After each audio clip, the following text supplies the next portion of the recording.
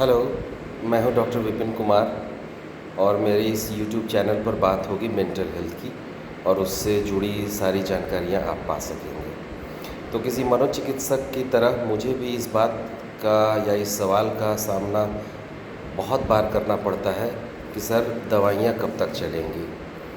5 साल आपने चला दी, आपके पहले भी कोई 10 साल से चला रहा था, तो दवाइयाँ बंद क्यों नहीं होती? और आपको इसका जवाब सीधा-सीधा क्यों नहीं मिलता जैसा बाकी बीमारियों में मिलता है? जवाब हमेशा गोल-मोल क्यों मिलता है? इसका कारण है मानसिक बीमारियाँ शारीरिक बीमारियों से अलग होती हैं। इनमें बार-बार होने की आशंका रहती है, जिसे हम रिलैप्स कहते हैं। जबकि बाकी किसी फिज़िकल इलनेस में या शारीरिक बीमारियों में ऐसा ज़रूरी नहीं है। अगर किसी को टाइफॉइड हुआ है तो कोई ज़रूरी नहीं कि उसे अगले 1 साल 2 साल के अंदर फिर से टाइफॉइड होगा ही। लेकिन अगर मानसिक समस्याओं की बात करें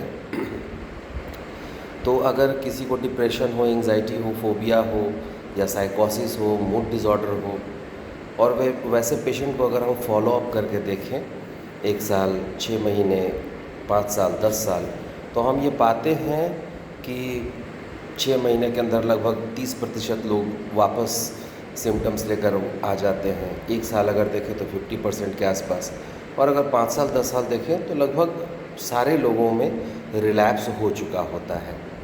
तो इसलिए मनोचिकित्सक दवाइयों की मात्रा या दवाइयों की संख्या चाहे जो भी रखें, उसे कंटिन्यू करना चाहते हैं और इसी से लोगों को कभी-कभी परेशानी होती है।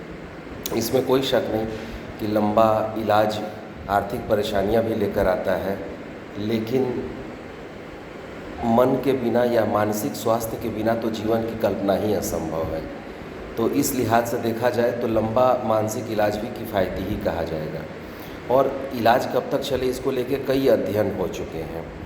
अध्ययनों में यह बात साफ है कि अगर दवाइयाँ थोड़ी भी या किसी भी मात्रा में या एक रीज़नेबल डोज में चलती रहती है, जिसे हम मेंटेनेंस डोज कहते हैं, तो बीमारी के विकराल रूप में वापस आने की संभावना कम होती है। वहीं पूरी तरह से दवाई को छोड़ देने पर बीमारी फिर विकराल रूप में वापस आने की उसकी संभावना होती है। और जनरली इस पर कोई एक राय नहीं है, जैसा बाकी शारीरिक बीमारियों के विषय में लोगों की एक राय होती है। अब जैसे डिप्रेशन का अगर हम उदाहरण लें तो फर्स्ट एपिसोड पहली बार अगर किसी को डिप्रेशन होता है तो उसे 1 साल की दवा चलती है। अगर सेकंड एपिसोड दूसरी बार होता है तो दवा 2 साल या 5 साल चल सकती है। अगर उसके बाद भी होता है तो जनरली यही रिकमेंडेड है कि दवाइयाँ जीवन पर्यंत चलें। बहुत लोगों को ये समस्या होती है या बहुत सलाह देने वाले लोग होते हैं कि अगर दवाइयाँ लंबी चलेंगी तो लीवर और किडनी पर बहुत ही गंभीर प्रभाव होंगे।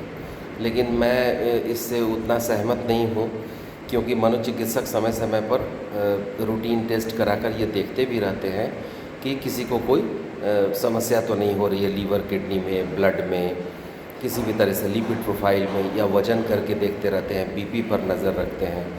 तो गंभीर साइड इफ़ेक्ट्स बहुत कम केसेस में मिलते हैं और जो छोटे मोटे साइड इफ़ेक्ट्स होते हैं उसे आसानी से मैनेज किया जा सकता है। तो ये जो मान्यता है कि लीवर, किडनी ख़राब हो जाएगा अगर हम 10 साल 20 साल दवा खा लेंगे, मानसिक रोगों की दवा, तो हमारा ख़राब हो जाएगा, ऐसा इसमें बहुत तथ्य नहीं है।